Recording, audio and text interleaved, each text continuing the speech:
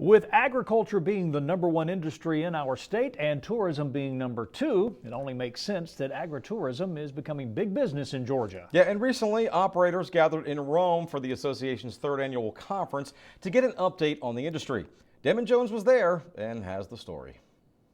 The Georgia Agritourism Association annual meeting in Rome provided operators a chance to display their products, hear from industry leaders, and get the latest update on issues facing the agritourism industry. It's a 3-day event that touched on a number of different topics. Agritourism operators and their staff can come, they can learn about different regulatory issues that are going on within the agricultural industry in general, but how it specifically affects agritourism industry.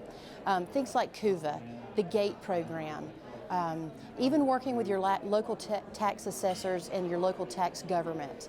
As for the association itself, it provides these operators with a unified voice, which is a vital step in promoting the industry.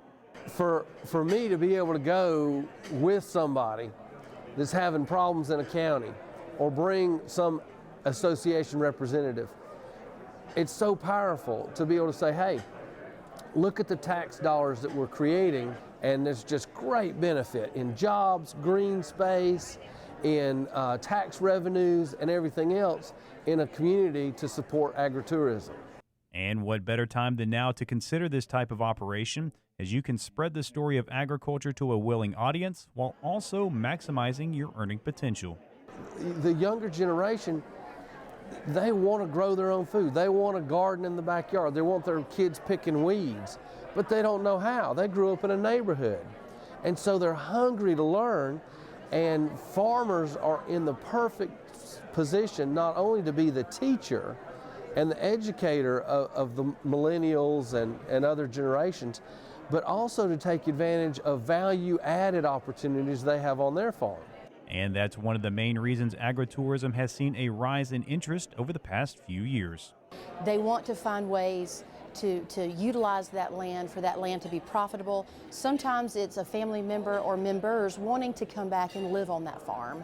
So we get phone calls every week from folks wanting to utilize their land, increase their profitability, and sometimes just serve their community.